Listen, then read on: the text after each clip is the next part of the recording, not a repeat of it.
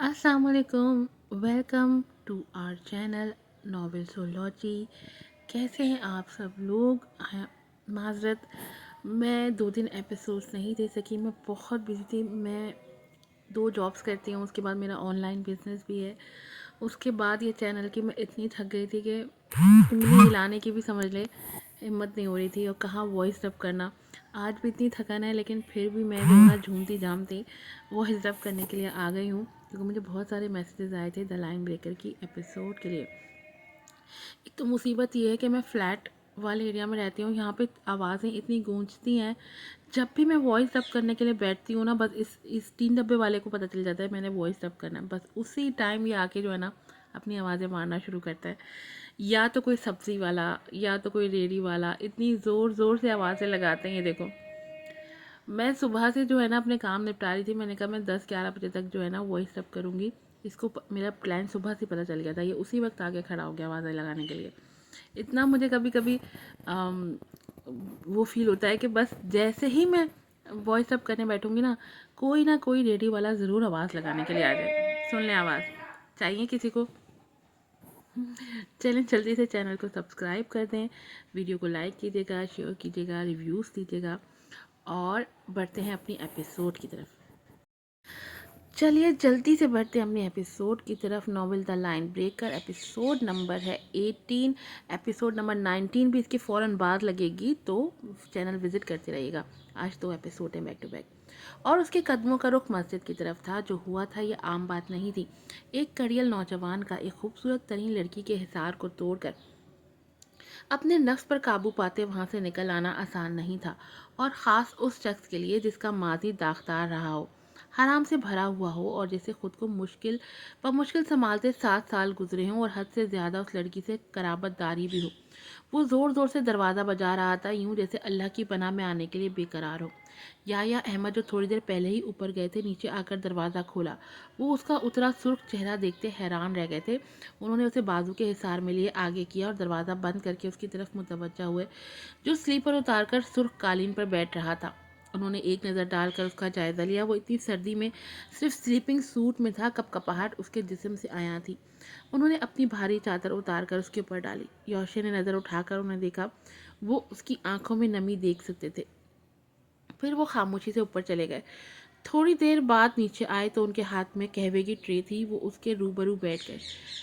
पियो, कहवा उसकी तरफ बढ़ाते प्यार से कहा। यौशी ने उन्हें देखते खामोशी से कप पकड़ लिया। उसे वाज़ेह सर्दी लग रही थी, पर उसका दिमाग सुन सा था। आधा कप पीने की तक उनके दरमियान बात नहीं हुई।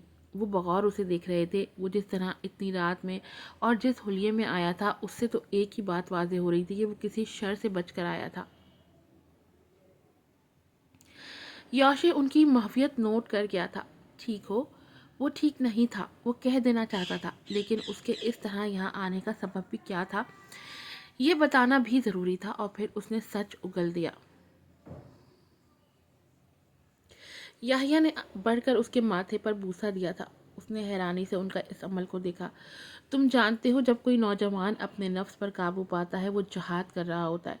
तुम आज शर को मात देने में कामयाब हो गए हो। ज़रूरी तो नहीं कि आगे भी कामयाब रहोगे।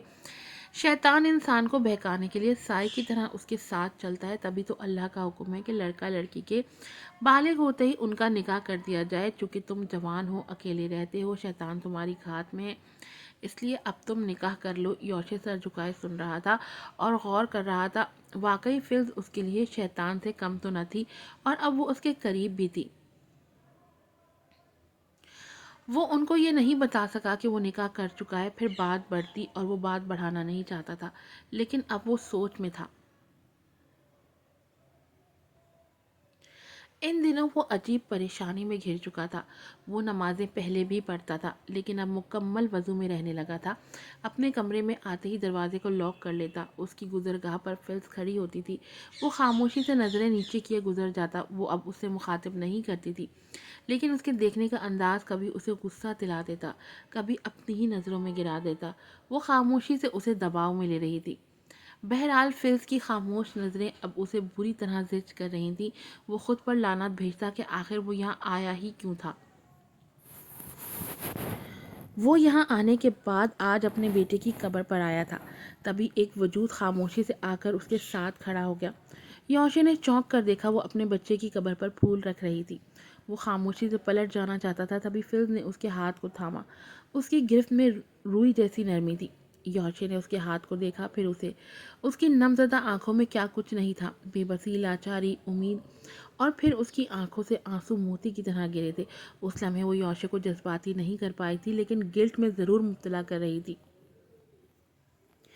یوشے، تم نے کبھی مجھ سے محبت نہ کی ہو، لیکن میں نے بچپن سے تم سے محبت کی ہے، اور یہ اس زمین میں لیٹا وجود میری محبت کا گواہ ہے۔ چاہتی تو اسے اس دنیا میں آنے سے پہلے ہی ختم کر دیتی، لیکن میں نے ایسا نہیں کیا۔ تمہارے معاملے میں میں بہت بے بس ہوں۔ میں جانتی ہوں تم مجھ سے محبت نہیں کرتے، لیکن اسی کی خاطر مجھ سے شادی کر لو۔ یوشے نے غور سے اسے دیکھا، اس کے لہجے میں التجا تھی۔ اس نے آہستگی سے اپنا ہاتھ اس کی گرفت سے نکالا۔ اسے واقعی میں اس پر ترس آ رہا تھا۔ وہ اس پر غصہ نہیں ہوا، وہ بس محبت اور گناہ میں تمیز نہیں کر پا رہی تھی۔ ایسا نہیں ہو سکتا، وہ رسان سے بولا۔ ایسا کیوں نہیں ہو سکتا؟ وہ گھبرا کر بولی۔ اچھا، تم اپنی وائف کی وجہ سے ایسا کہہ رہے ہو نا، مجھے اس سے کوئی فرق نہیں پڑتا۔ بات وہ نہیں ہے۔ ابھی وہ بات مکمل کرتا کہ وہ بول پڑے۔ تم مذہب کی وجہ سے انکاری ہونا، میں تمہارے لیے مسلمان ہونے کے لیے بھی تیار ہوں۔ یوشے نے حیرانی سے اسے دیکھا۔ سامنے کھڑی لڑکی اس سے محبت کرتی تھی، اور وہ محبت نہ تو نیمل سے کرتا تھا، نہ اس سے، اور اسے نیمل سے بھی کوئی مسئلہ نہیں۔ اسلام قبول کرنے کے لیے بھی تیار ہے، اور ناجائز ہی صحیح، لیکن اس کے بچے کی ماں بھی رہ چکی ہے۔ وہ سوچ رہا تھا، ہاں نہ کے بیچ پینڈولم کی طرح جھول رہا تھا۔ اس کی خاموشی پر فلز کی ہمت بندھی تھی۔ میں تمہیں بہت پیار دوں گی یوشے، وہ اس کے سینے پر ہاتھ رکھے محبت سے چور لہجے میں بولی۔ یوشے نے اپنے سینے پر دھرا اس کا ہاتھ دیکھا، پھر اس کی آنکھوں میں۔ میں پولیس کو کال کروں گی، چھماکے سے اس کی سماعت سے آواز گزری۔ اس کو پولیس اسٹیشن کی ٹیبل پر اپنی بالیاں رکھتے نیمل کے ہاتھ بھی یاد آئے۔ یقیناً نیمل کا پلڑا پھر سے بھاری ہو گیا تھا۔ یوشے نے سانس کھینچتے اپنے ہاتھ سے اس کے سینے پر رکھے ہاتھ کو ہٹایا۔ اس زمین میں دبا وجود تلخ ماضی کی طرح ہے، جسے چاہ کر بھی ہم دونوں مٹا نہیں سکتے، لیکن وہ ٹھہرا۔ فلز نے شبنمی آنکھوں سے اسے دیکھا۔ میرے حال اور مستقبل میں تم کہیں نہیں ہو، کہیں بھی نہیں، واضح جواب تھا۔ اب فلز کو سمجھنا تھا وہ کیا کہہ گیا تھا۔ فلز کو اپنی سماعت پر یقین ہی نہیں آ رہا تھا۔ وہ نم آنکھوں سے زخمی دل سے اسے دیکھ رہی تھی۔ ماضی بھنور کی طرح اسے اپنی لپیٹ میں لے رہا تھا، جہاں یہ شخص صرف اسی کا تھا، اور اب کیسی ہوا چلی تھی کہ وہ رخ ہی پھیر گیا تھا۔ فلز کی بے بسی پل میں غصے میں بدلی تھی، اور پھر اس نے پے در پہ تھپڑ اس کے سینے پہ مارے۔ یوشے نے اس کے ہاتھوں کو نہیں روکا، وہ شدت سے رو رہی تھی۔ بچپن سے تم نے مجھے استعمال کیا اور اب راستہ بدل لیا، میں چھوڑوں گی نہیں تمہیں۔ وہ اس کا گریبان دبوچتے بری طرح روتے زمین پر بیٹھتی چلی گئی۔ وہ واقعی اسے سمجھانا چاہتا تھا، تسلی دینا چاہتا تھا، لیکن کچھ لمحے اسے دیکھنے کے بعد وہ قدموں کو پیچھے کرتا پلٹ گیا۔ فلز نے زخمی نظروں سے اسے جاتے دیکھا۔ وہ آج آفس سے سیدھا گرینی کے پاس آ گیا تھا۔ ہمیشہ کی طرح وہ اسے دیکھ کر بہت خوش ہوئی۔ اتنے دنوں بعد آتے ہو؟ ہاں، بس کام میں بزی ہوتا ہوں۔ تم مجھے پہلے بتا دیتے تو تمہاری پسند کی کوئی چیز بنا لیتی۔ میں اب سب کچھ کھا لیتا ہوں گرینی، اس نے صوفے پر بیٹھتے سامنے میز پر دھری پلیٹ میں سے کاجو اٹھا کر کھاتے ہوئے کہا، تو وہ کچن میں جاتے ہوئے پلٹ کر اسے دیکھنے لگی۔ وہ اس میں واضح تبدیلی محسوس کر رہی تھی۔ کچن میں آ کر انہوں نے موبائل پر نمبر ڈائل کیا، پھر اپنے ہاتھ کے بنائے مخصوص کوکیز کا جار لیے وہ باہر آئیں۔ جار میز پر رکھ کر موبائل یوشے کی طرف بڑھایا۔ منہ میں کاجو پھانکتے اس کا ہاتھ رکا۔ اس نے موبائل کو دیکھا، پھر گرینی کو۔ وہ لمحے میں سمجھ گیا جینیفر کے علاوہ وہ اور کسے فون ملا سکتی تھی۔ اس نے کچھ کہے بنا موبائل پکڑتے ہوئے کھڑا ہو کر کھڑکی کے پاس آ گیا۔ السلام علیکم، دھیمے انداز میں اس نے سلام کیا۔ یوشے، یوشے میری جان۔ وہ بے قراری سے اس کی آواز سن کے ہی رو پڑی۔ وہ بھی اداس سا ہوا۔ موم پلیز نہ روئے، میں ٹھیک ہوں، آپ کیسی ہیں؟ تم واپس آ جاؤ یوشے، اس کے سوال کو پیچھے پھینکتی وہ اصل پر آئی۔ تم سمجھتے ہو کسی کو تمہاری پرواہ نہیں ہے، ہم دونوں کو تمہاری پرواہ ہے۔ آج تقریباً 7 سال ہو گئے ہیں تمہیں دیکھے، گنتی نہیں بھولی ہوں میں۔ وہ ان کی بات پر گہری سانس لے کر رہ گیا۔ میں ابراہیم کی وجہ سے مجبور ہوں، اور وہ اپنی ضد کی وجہ سے۔ تم اپنی ضد چھوڑ دو، تمہارا ایک بڑھایا قدم ہر چیز کو اپنی جگہ پر کر دے گا، بس واپس آ جاؤ۔ وہ التجا کر رہی تھی، درخواست کر رہی تھی۔ میں آ جاؤں گا، یوشی نے خود کو یہ کہتے سنا۔ تم سچ کہہ رہے ہو؟ جھوٹ بولنا چھوڑ چکا ہوں، وہ ان کو تسلی دیتے اس نے فون بند کر دیا تھا۔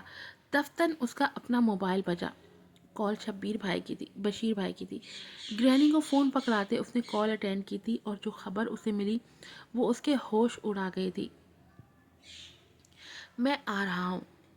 کچھ اور پوچھے بغیر موبائل آف کرتے وہ گرینی کو خدا حافظ کہتا باہر کی طرف بھاگا تھا۔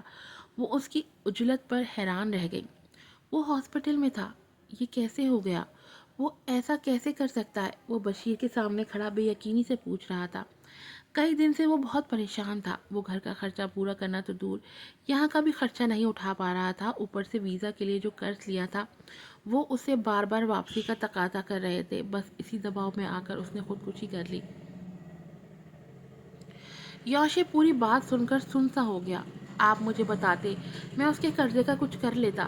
میں نے یہی کہہ کر اسے تسلی دی تھی کہ یوشی سنبھال لے گا، لیکن شروع سے ہی اس میں ہمت نہیں تھی، اور اب تو بے حوصلہ سا ہو گیا تھا۔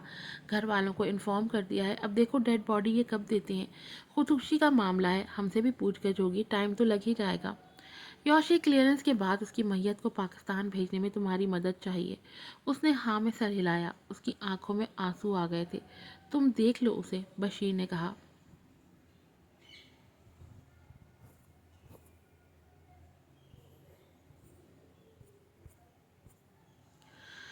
ہاں میں دیکھتا ہوں۔ پھر تھوڑی دیر کے بعد وہ وارڈ بوائے کے ساتھ سرد خانے میں آیا۔ ماحول میں سناٹی سے خاموشی اور مخصوص باس تھی۔ اس کے جسم نے جھرجھری لی۔ وہ جو سوچ رہا تھا کہ اپنے بیٹے کی مردہ صورت کے علاوہ وہ ہر مردہ کو دیکھ سکتا ہے، لیکن اس کی یہ غلط فہمی پل میں ختم ہوئی تھی جب وارڈ بوائے نے ڈیڈ باڈی کے خانے کو باہر گھسیٹا تھا۔ انارکلی کا چہرہ دیکھتے وہ ڈر کر منہ پر ہاتھ رکھتے پیچھے ہوا۔ ایک دم ایک ہیبت سی طاری ہوئی تھی اس پر، وہیں بھربھری سفید انارکلی کے چہرے پر چھائی تھی، کنپٹی سے آنکھوں کی گولائی تک۔ چہرہ نیلا ہو چکا تھا، اتنا حسین چہرہ ساکت تھا۔ وہ اسی سفیدی سے خوف کھاتا تھا۔ زندگی کیا ہے؟ کچھ نہیں، محض ایک خواب جو کبھی بھی ٹوٹ سکتا ہے۔ اس کو پھر یہ بات یاد آئی، اور اس نے پھر سے اپنے آپ کو اسی رات خوفزدہ سا قبرستان میں بیٹھا محسوس کیا۔ اس کے چہرے کی گولائی دیکھ کر اس کے رونگٹے کھڑے ہو گئے تھے۔ موت کا خوف بجلی کی طرح اس کے جسم سے گزرا تھا۔ کل کو میرے چہرے پر ایسی سفیدی کھنڈی ہوگی، میں بھی بنا حرکت کیے اس سرد خانے میں اپنے لواحقین کے انتظار میں پڑا رہوں گا۔ اور کب تک؟ میرا تو کوئی بھی نہیں۔ کچھ حقیقتیں تلخ ہوتی ہیں اور جان لیوا ہوتی ہیں۔ وہ سوچتے کب کپایا تھا، ڈر برداشت نہیں کر پا رہا تھا۔ اسے اپنی ٹانگوں سے جان نکلتی محسوس ہو رہی تھی۔ دل تھا کہ بری طرح خراب ہوتے پیٹ میں موجود خوراک کو باہر نکالنے کے لیے تیار تھا۔ وہ بھاگ جانا چاہتا تھا، اس منظر سے ہٹ جانا چاہتا تھا، تبھی وہ پیٹ میں درائی مروڑ سے دوہرا ہوتے ہوئے آگے بڑھا تھا۔ لیکن اگلے ہی پل لڑکھڑاتے قدموں سے وہ زمین بوس ہو چکا تھا۔ وارڈ بوائے سلائیڈ بند کرتے فوراً اس کی طرف آیا تھا۔ اس کا بی پی لو ہو گیا تھا۔ آدھے گھنٹے بعد بظاہر اس کی طبیعت ٹھیک ہو گئی تھی، لیکن وہ اندر سے اب بھی خوف زدہ تھا۔ انارکلی سے اس کا خونی رشتہ نہیں تھا، لیکن چند سالوں کی رفاقت میں ہی وہ اسے عزیز ہو گیا تھا۔ آج اسے ابراہیم روتے ہوئے نظر آئے، جو اپنے بھائی کا چہرہ پکڑے رو رہے تھے۔ تب وہ سمجھ رہا تھا کہ اس میں اتنا رونے والی کیا بات ہے۔ آج پتہ چلا خونی رشتے کے دور چلے جانے سے کتنی تکلیف ہوتی ہے، جیسے اسے اپنے بچے کے بچھڑ جانے سے ہوئی تھی، کہ وہ رو رو کر بے حال ہو گیا تھا۔ اور انارکلی کے چلے جانے سے بھی وہ تکلیف محسوس کر رہا تھا۔ خون کا نہ صحیح، پر اسے درد کا رشتہ تھا جو آج ٹوٹ گیا تھا۔ وہ گہری سانس لیے رہ گیا۔ پھر پورے 18 دن تک وہ اس کے کام کے پیچھے لگا رہا تھا۔ اپنی این جی او اور دیگر لوگوں سے چیریٹی کے بعد بہت رقم بن گئی تھی۔ اس نے بشیر بھائی کو اس کی ڈیڈ باڈی لے جانے کے لیے کہا، اور رقم بھی ان کے حوالے کی تھی۔ آپ یہ کام بہتر کر سکتے ہیں بشیر بھائی۔ اور پھر ان کے جانے تک وہ انارکلی کی ڈیڈ باڈی کے قریب بھی نہیں آیا تھا۔ اس واقعے کے بعد اس کی حالت پھر سے ویسی ہی ہو گئی تھی۔ اسے زندگی بے معنی سی لگنے لگی تھی۔ اتنا خوبصورت انسان مٹی میں مل گیا، کیا میں بھی کسی دن اسی طرح مر کر قبر میں پہنچ جاؤں گا؟ یقیناً خوبصورتی، ذہانت یا پھر عمر موت کے آگے کچھ معنی نہیں رکھتا۔ جب وہ آتی ہے خوف ڈر کے باوجود اس کے آگے گھٹنے ٹیکنے پڑتے ہیں، یہی بے بسی سمیٹتے اس کا دل ہر چیز سے اور چاٹ ہو جاتا۔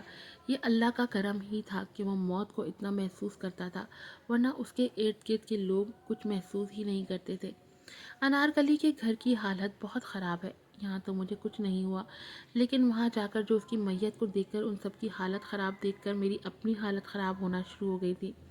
ماں باپ تو اس کے غم سے اٹھ ہی نہیں پا رہے تھے، 7 بیٹیاں ابھی بھی ان کے سر پر موجود ہیں۔ اللہ اولاد کا غم کسی ماں باپ کو نہ دے، آمین۔ بشیر نے ٹھنڈی سانس کھینچتے افسردہ لہجے میں کہا۔ یوشی نے بے ساختہ آمین کہتے آنکھیں بند کی۔ اولاد کا غم کیا ہوتا ہے اس سے بہتر کون جان سکتا تھا؟ بشیر اس بات سے آگاہ نہیں تھے۔ یوشی، اس کے گھر کے مالی حالات خراب ہیں، کمانے والا تو چلا گیا، کمزور تھا، حالات برداشت نہیں کر پایا۔ میں چاہتا ہوں کہ کچھ ایسا ہو جائے کہ مخصوص رقم کے ذریعے اس کے گھر مہینہ بن جائے۔ جی میں آپ کی بات سمجھ گیا ہوں، اللہ کرنے والا ہے، میں دیکھتا ہوں کیا کر سکتے ہیں۔ مال کی کمی بہنوں کے جہیز کے بوجھ نے ایک خوبصورت ترین نوجوان کو موت کے گھاٹ اترنے پر مجبور کر دیا تھا۔ یہ بظاہر تہذیب شدہ مگر گھناؤنے معاشرے کی ایک جھلک تھی۔ پہلے وہ خود ہی ان کے گھر پیسے بھیجنے لگا تھا۔ چیریٹی ورک کی وجہ سے اس کی پہچان کافی لوگوں سے ہو گئی تھی۔ انہی لوگوں کی مدد سے اس نے انارکلی کے گھر والوں کا مہینے کا خرچ باندھ دیا تھا۔ اللہ نے سہولت کر ہی دی تھی۔ ایپیسوڈ نمبر 18 یہیں پر اختتام پذیر ہوتی ہے۔ اس کے 5 منٹ کے بعد ہی ایپیسوڈ نمبر 19 بھی اپلوڈ ہو جائے گی، چل جائے گی ساتھ میں، تو چینل کو وزٹ کرتے رہیے گا۔ پھر ملوں گی آپ سے نئی ایپیسوڈ کے ساتھ۔ السلام علیکم۔